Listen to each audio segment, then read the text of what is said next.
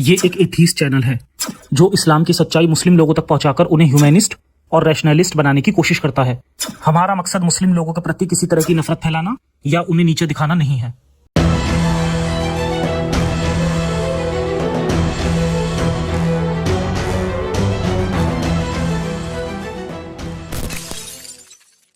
इस्लाम छोड़ने की कहानियां। इस सीरीज में मैं पुराने इंटरव्यूज को छोटा करके लाने की कोशिश करूंगा ताकि इंपॉर्टेंट पार्ट्स को कम टाइम में कवर किया जा सके। ये चैनल किसी भी रिलीजन या संगठन की मदद से नहीं चलता है। इस नेक मुहिम में हमारा साथ दीजिए। इस चैनल की हर वीडियो पर पूरी एक टीम काम करती है और यूट्यूब से कोई खास अर्निंग नहीं होती। इस चैनल और मिशन को बनाए रखने के लिए आपकी रेगुलर मंथली सपोर्ट की जरूरत है। इस मिशन के एक सिपाही बनिए और गर्व महसूस करिए सदी के सबसे बड़े मिशन के सपोर्टर होने पर। जी एथीस्ट अक्सा जी, आपका बहुत बहुत स्वागत है मेरे शो में। Hello, Mr. Zafar. First of all, thank you very much for giving me this platform to come forward and share my experience. जी, अपने सवालों का सिलसिला शुरू करते हैं। सबसे पहले आप ये बताइए कि अपने थोड़ा सा फैमिली के बारे में और अपने बारे में थोड़ा सा बताएं, आपकी कितना वक्त आपको बीत गया है मुल्हिद हुए हुए। Let me start my story. तो हाँ बिल्कुल। जैसे कि आपने मुझे नाम दिया Aqsa, well, thank you so much for that. And मैं एक टिपिकल इंडियन देसी फैमिली से बिलोंग करती हूँ। They are like my family belong to like a Sunni Muslim sect and बहुत ही like okay my family is religious है मेरी family, but they are not like heretic और extremist people. They are quite secular and moderate people हैं and मुझे I think लगभग basically इस्लाम छोड़े हुए मुझे 3 साल होने को आए हैं। 1 साल मैं एग्नोस्टिक थी एंड देन लास्ट 2 साल से I am an atheist. That's good. बहुत बढ़िया। बट जब मैं एवोल्यूशन पढ़ रही थी, रिचर्ड डॉकिंस की जो बुक है बड़ी फेमस है, the greatest show on earth, तो वो बुक पढ़ के मुझे बहुत से ऐसे एविडेंस मिले जिससे मेरा यकीन एवोल्यूशन की तरफ पक्का हो गया कि एवोल्यूशन इज अ फैक्ट और इसका ये नकारा नहीं जा सकता। But on the contrary religion ऐसा नहीं कह रहा था। तो मेरा एक मेंटल बैटल चल रहा था खुद के साथ ही। क्यों? क्योंकि एक स्पेशली एक रिलीजियस माइंड, ठीक है, एक रिलीजियस माइंडसेट में और एक साइंटिफिक माइंडसेट में क्या डिफरेंस होता है, मैं पहले वो क्लियर कर देती हूँ, फिर मैं आगे बढ़ूंगी। हाँ जी, ये जरूरी है। तो रिलीजियस माइंड साइंटिफिक अप्रोच क्या होती है किसी भी प्रॉब्लम को, not just a scientific problem but any problem basically, उसको सॉल्व करने का साइंटिफिक अप्रोच क्या होता है कि पहले आप किसी भी प्रॉब्लम के कॉजेस ढूंढें, उसके प्रोज एंड कॉन्स को देखें, उसके क्या फैक्चुअल एविडेंसेस है, क्या ऑब्जर्वेशंस है, and then coming to a rational conclusion on the this is the method called how to think. क्योंकि मैंने साइकोलॉजी की बुक पढ़ी है तो मुझे उसके बारे में भी थोड़ा पता है कि ह्यूमन माइंड कैसे परसीव करता है इन सब चीजों को। तो how to think it was, but on the contrary religious approach क्या होती है, व्हाट टू थिंक, मतलब बचपन से ही स्पून फेड किया जाता है कि आपको सिर्फ इसी के बारे में सोचना है, ठीक है। पहले आप एक कंक्लूजन पे आ जाओ, फिर उसके अराउंड चेरी पिक करो स्टेटमेंट्स को जो आपके कंक्लूजन को सपोर्ट करे, even if when the facts contradict your particular beliefs. ये बहुत ही कॉमन लॉजिकल फैलेसी है जिसे कंफर्मेशन बायस कहते हैं। And people like Zakir Naik and other religious specially Islamic apologists like Ali Dawah and all those people, the Dawahmans, they are basically full with these logical fallacies, ठीक है। तो हाँ, अब मेरा ये समझाने का मतलब क्या था कि उस टाइम पे मैं ये सेकंड कैटेगरी की इंसान रिलीजन को लेके थी सिर्फ, ठीक है। अदर चीजों में I used to believe in the scientific approach, but when I was reading about evolution, when I was reading about Stephen Hawking's books basically and Richard Dawkins' books and Richard Feynman's book, जब मैंने mathematical models को पढ़ा, scientific methodology क्या होती है उसे पढ़ा, then I realized कि why spare religion? मैं रिलीजन को भी इस प्रोसेस से क्यों ना होके देखूं, instead of giving it a more advantage कि नहीं रिलीजन सबसे बेस्ट है, उसके हम क्वेश्चन नहीं कर सकते। जब मैं दूसरी चीजों को क्वेश्चन कर रही हूँ तो रिलीजन एज एन आइडियोलॉजी को भी मुझे इक्वली क्वेश्चन करना चाहिए, वरना I am a hypocrite, which I am not. So started questioning religions as well, specifically Islam. Why? क्योंकि I belong to it, simple reason, ठीक है। तो I started questioning Islam। तो जो एक कोर क्वेश्चन था, the existence of a creator, ठीक है, was a more scientific approach for me rather than a religious one. But जब मैं रिलीजन को इसके अंदर लेके आती हूँ तो मुझे उनको भी इक्वल चांस देना चाहिए। मे बी कुछ ऐसी चीजें हैं जो मुझे नहीं आती, जो रिलीजन के अंदर हैं, उनका जो मैंने ट्रांसलेशन नहीं पढ़ा, शायद मैं गलत हूँ, तो I gave it a hmm. Possibility of basically, this was all. तो then I started reading about Quran basically. और उस मोमेंट तक के, आई थिंक 2-2.5 साल पहले, मुझे एक्स मुस्लिम मूवमेंट के बारे में कुछ नहीं पता था। मुझे नहीं पता था कि मेरे जैसे लोग एग्जिस्ट करते हैं, जो खुद डाउट करते हैं, जो खुद क्वेश्चन करते हैं। तो मुझे इन सब की चीजों के बारे में नहीं पता था। दूसरों के कुछ लोग ऐसे हैं, कुछ एक्स मुस्लिम है, जिनकी एक्स मुस्लिम जो वीडियोस वो देखते हैं, वो उनके ट्रिगर पॉइंट्स थे। मेरे लिए वो ट्रिगर पॉइंट्स बुक थे, मेरे लिए वो टर्निंग पॉइंट जो था वो बुक्स थे, हम्म। ठीक है। तो मैंने जब कुरान को पढ़ना स्टार्ट किया, जब मैंने कुरान को actually like just as an ideology के हिसाब से देखना चालू किया और फेथ को हटा कर देखना चालू किया, तो मैंने पाया कि जो बुक है, it's full of misogyny, homophobia, hmm. Religion based discrimination, hmm. extremism, pedophilia, patriarchy, indoctrination, and basically just hmm. fear. Fear hmm. of afterlife. हाँ, राइट। ये जो सारी चीजें थी, ये जो सारी चीजें थी, ये मुझे एक शॉक की तरह आई। स्पेशली कब, जब मैंने देखा हम्म। कि एक वाइफ बीटिंग वर्स है कुरान के अंदर, जिसके अंदर वो डोमेस्टिक वायलेंस को, स्लेवरी को, सेक्स स्लेवरी को, कॉन्क्यूबाइंस को जस्टिफाई करते हैं, not just back then but आज के टाइम में भी। आज के टाइम में भी करते हैं, बिल्कुल। और करने का एग्जैक्टली रीजन तो यह है क्योंकि उसमें मना नहीं किया गया। हाँ, उसमें कभी भी राइट, उसे बैन करने के लिए नहीं कहा गया, इसलिए वो आज भी उसे एग्जैक्टली, जस्टिफाई करने की कोशिश करते हैं। हम्म। वही। तो आई वॉज लाइक डम फाउंडेड, आई वॉज लाइक इतना ज्यादा मैं शॉक हो गई थी कि कुछ टाइम तक के लिए, I mean to be very honest, hmm. मैं प्रोसेस ही नहीं कर पा रही थी इस इन्फॉर्मेशन को, कि ऐसा भी कुछ like literally in a true sense है। लाइक मैं खुद कितनी इग्नोरेंट थी इस्लाम को लेकर, और मुझे एक्चुअली में इस्लाम क्या था वो मुझे खुद को पता नहीं था, ठीक है। तो मैंने जब ये मेरे question, I still gave it a possibility of doubt. मेरे को फिर लगा कि हो सकता है शायद मैंने इसे सही तरह से नहीं समझा हो, तो मैंने फिर से हम्म। खुद को हम्म। डाउट किया। एंड मैंने मेरी फैमिली में पूछा, तो मेरी फैमिली वालों हम्म। ने मुझे बेसिकली यही जवाब दिया कि इसको लिटरल सेंस में नहीं लेना है, ऐसा कुछ नहीं होता, आपको इतना डीप जाने की जरूरत नहीं है, वगैरह वगैरह। बट मेरा आंसर तो, क्वेश्चन तो आंसर नहीं हम्म। हुआ, और मैं हमेशा से हम्म। क्यूरियस हूँ चीजों के जवाब मांगने के लिए। तो फिर मैंने किसी आलिमाओं से बात की, बट उन्होंने भी, वो भी जवाब नहीं दे पाए। तो एक हाफिज थे जिनसे मैंने बात की इस बारे में, वाइफ बीटिंग के बारे हम्म। में, तो उन्होंने जस्टिफाई किया कि जो मेल रहता है, he is the head of the family, and this is why wife beating is allowed, and he can control his wife, his children, his mother, his sister, his basically any female hmm. associate। हम्म। वो उसके ऊपर उसका एक like default right होता है, जो कि मुझे बहुत ही प्रॉब्लमैटिक लगा, क्योंकि ये अपने आप में मिसोजिनिस्टिक है। But at the same time, ये जो मिसोजिनी है रिफ्लेक्ट करती है एक ह्यूमन माइंडसेट को, क्योंकि ये चीज कभी गॉड से नहीं आ सकती।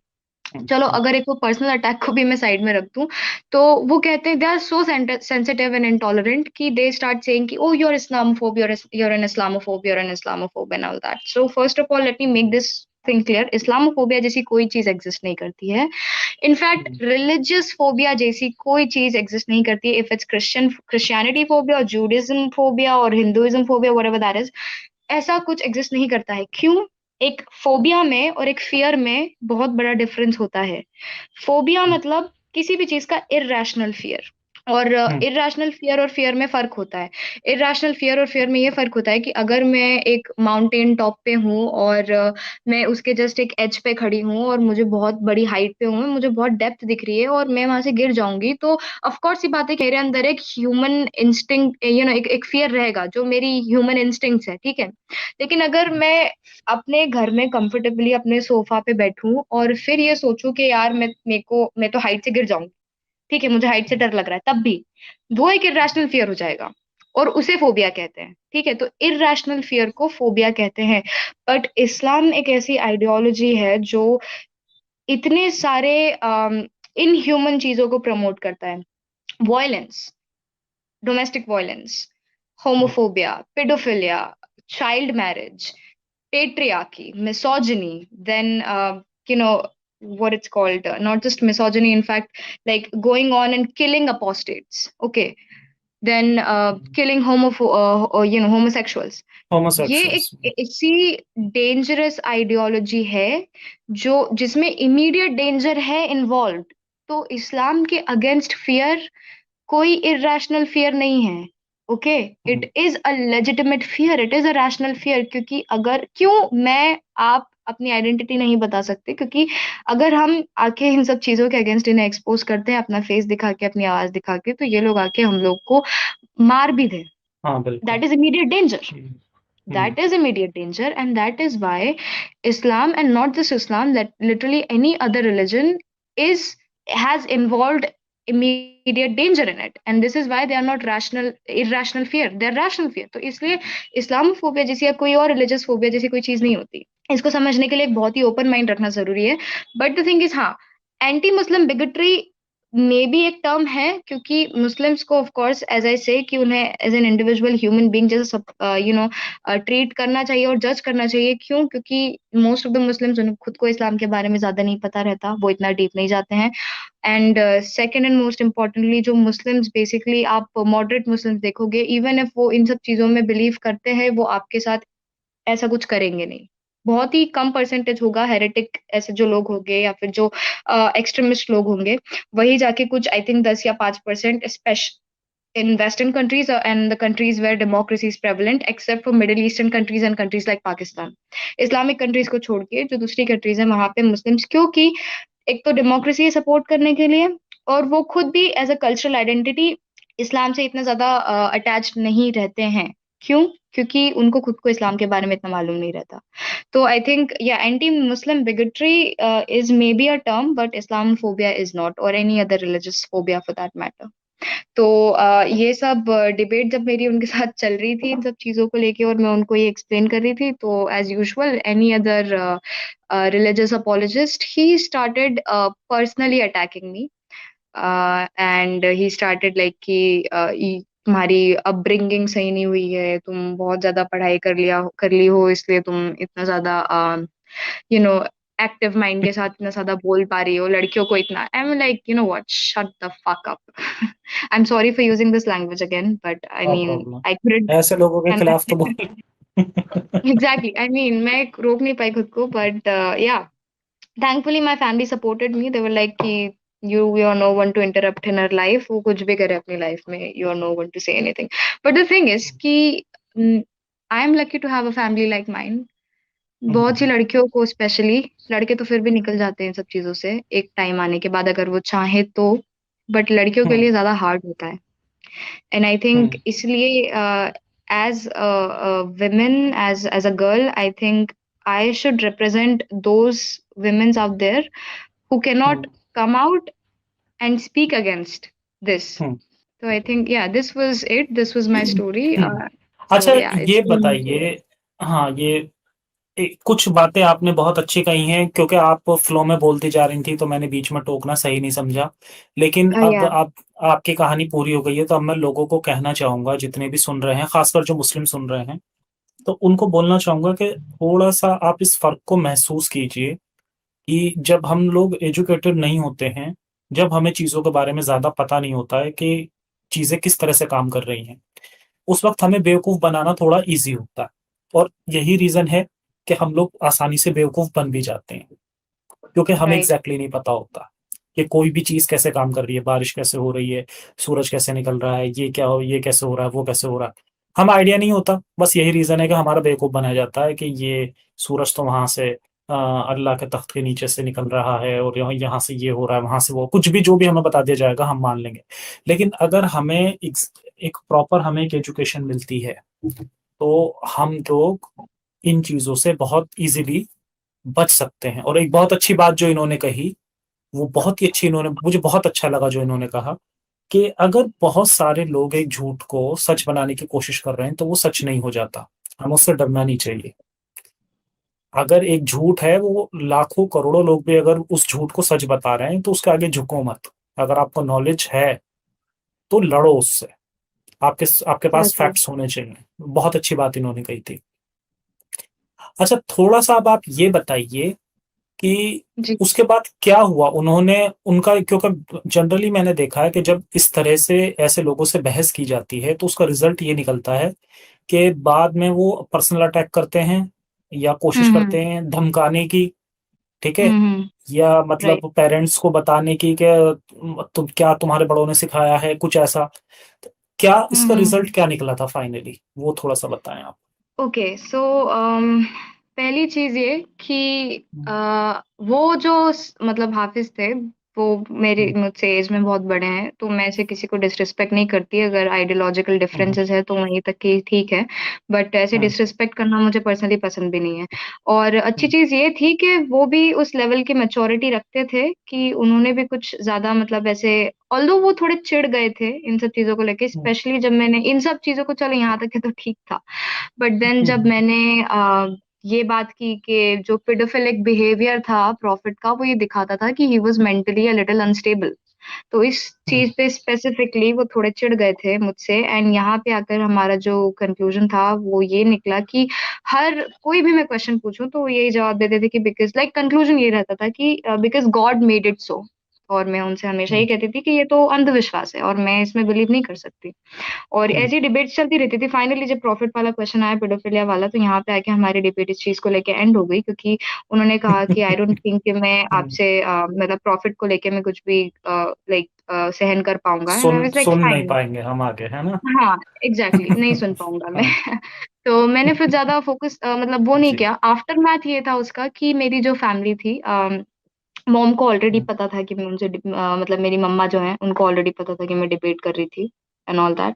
हुँ, तो उन्होंने घर पे मेरे बोला कि ये मतलब कर रही है, मेरी फैमिली को ऑलरेडी पता था कि मैं उनसे इस तरह से बात कर रही हूँ, तो थैंकफुली मेरी फैमिली ने मुझे इस तरह से एक्सेप्ट किया कि अगर उसके क्वेश्चंस हैं, तो उसका लेजिटिमेट आंसर आपको देना चाहिए। अगर आपके पास आंसर नहीं है, तो आप बातों को गोल-गोल मत घुमाइए और सिंपली बोल दीजिए कि आंसर नहीं है, तो वो आगे बढ़ जाएगी और किसी और से पूछ लेगी।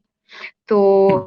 थैंकफुली वो वो चीज़ उनके ऊपर खुद पे बैकफायर हो गई, क्योंकि मेरी फैमिली ने हुँ। मुझे सपोर्ट किया। अच्छा, हाँ, अब मुझे आप ये बताइए कि अ, कुरान और हदीसें आपने जितनी भी आपने पढ़ी हों, उसके हिसाब से आपको क्या लगता है कि औरतों के लिए क्या हक उसके अंदर मिले हैं या क्या है? कितना आपने समझा है? थोड़ा-सा वो आप एक्सप्लेन अगर कर पाएँ तो? जी, हुँ, पहली चीज़ तो ये कि एक बहुत ही हाई लेवल का वुमेन ऑब्जेक्टिफिकेशन चल रहा है हर जगह पे। हुँ, लाइक हुँ, कभी डोमेस्टिक वायलेंस अलाउ कर देते हैं, तो कभी एक एक हदीस मैंने पढ़ी थी जिसके अंदर एक औरत को खेत बताया गया था उसके मालिक का, मतलब उसके हस्बैंड का या उसके ओनर का। तो ये हुँ, एक अलग ही लेवल का डीह्यूमनाइज़ेशन चल रहा है, एक अलग ही लेवल का आई मीन एक ऑब्जेक्टिफिकेशन चल रहा है औरतों का।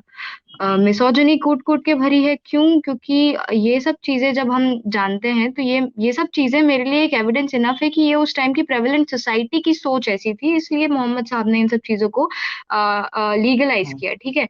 क्योंकि अगर वो सच में एक प्रॉफिट होते या उन्हें सच में चीज़ों के बारे में पता होता, तो वो शायद कुछ ऐसी चीज़ें बताते ना जो एक्चुअली में मॉरल हैं, जैसे डोमेस्टिक वायलेंस नहीं करना चाहिए।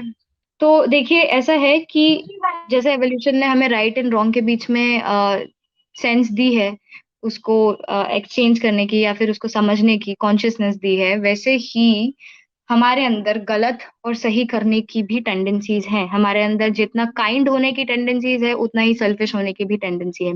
तो ऐसा नहीं है कि अगर पूरी दुनिया एथिस्ट बन जाएगी, तो सारे तरह के क्राइम्स खत्म हो जाएँगे। बट हाँ, जो मेन पॉइंट मैं ये कहना चाहूँगी वो ये है कि रिलिजियस पीपल जो क्राइम्स करते हैं, वो उनको रियलाइज़ ही नहीं होता कि वो गलत है। The first step in order to solve any problem is to recognise that there is a problem, ठीक है? लेकिन हुँ, ये रिलिजियस माइंडसेट में होता ही नहीं है। उनको क्या लगता है कि जो हम कर रहे हैं वो सही है। वो रिकॉग्नाइज़ ही नहीं कर पाते कि वो जो कर रहे हैं वो गलत है। और जब तक कि आप ये रिकॉग्नाइज़ नहीं कर पाओगे कि जो आप कर रहे हो वो गलत है, आप हमेशा खुद को सही मानोगे, even if you are not right. जी। And that is barbaric. And this is why I say ki good people do, religions make good people do bad things. Without hmm, religion, there would be just bad people doing bad things, and it would be much easier to put them behind the bars. And that is why we discovered democracy and constitution and legislation, judiciary, जो कि better system of running people and managing people than these religious politics. So I think कि हुँ, हुँ, peace definitely जो existing current situations हो रही है, जो specially middle east में हो रही है, most of the problem solve हो जाएगी, बट 100% तरीके से पीस किसी भी सोसाइटी में नहीं आ सकती, क्योंकि वो अगेंस्ट ऑफ ह्यूमन नेचर है, ह्यूमन राइट टेंडेंसीज है। तो कुछ amount of anti social elements तब भी रहेंगे, but it would be much easier to put them behind the bars and basically making them follow the laws.